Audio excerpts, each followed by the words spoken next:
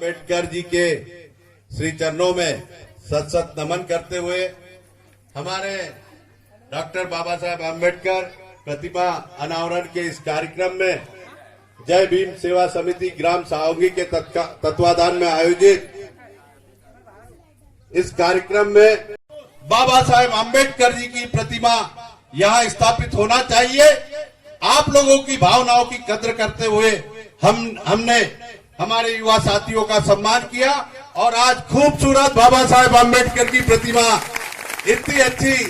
यहाँ स्थापित की। मैं समस्त ग्रामवासियों को, युवा संगठन को,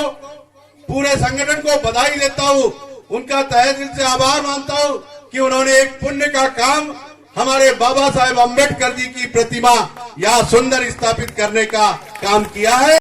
कुरीतियां थी उनको दूर करने के लिए उन्होंने बाबा साहेब अम्बेडकर ने जो हमें अमृत वचन दिया है, स्वर्णिम इतिहास दिया है, उनको देख के हमारे में जो गलतियां है वो उनके पैरों को पड़ते समय वो गलतियों को उनके श्री चरणों में डालो और एक नई जिंदगी की शुरुआत करो। इसलिए बाबा साहेब अम्बेडकर जी की प्रतिमा स्थापित की जाती है कि हम अपने महापुरुष को देख के हम अपने जीवन में आमूलचूल परिवर्तन लाए, हमारे जीवन में चेंज लाए, हमारे जीवन में जो बुराई है उनका मुल्ताई इस नगरी में सत अभिनंदन है, सत नंदन है।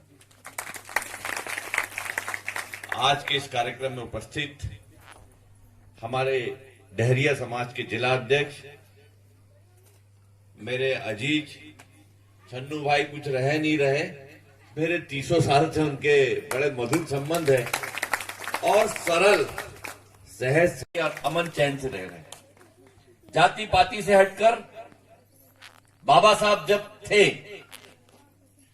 कहीं ना कहीं उनको भी सामंतवादियों से लड़ना पड़ा उस जमाने में। ये आपको बता दूं, शायद भट्ट साहब आपने पढ़ा होगा थोड़ा बहुत, और बड़े लड़ाकू प्रवृत्ति के थे।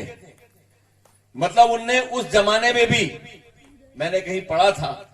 कि उस जमाने में भी सामंतवादी लोग विचारधारा के होते थे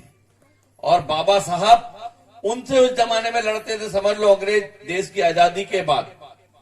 जो भी नेता हुआ करते थे, मुझे ही नहीं मालूम और न मैं किसी का नाम लेता, पर बाबा साहब को मैं बहुत बहुत धन्यवाद देता हूं कि उनके आशीर्वाद से, उनके सहयोग से आज हमारी इतनी बड़ी सभा, आज पूरे भारत के अंदर SC, ST, OBC को जो आरक्षण और जो कुछ मिला है सब बाबा साहब की देन है।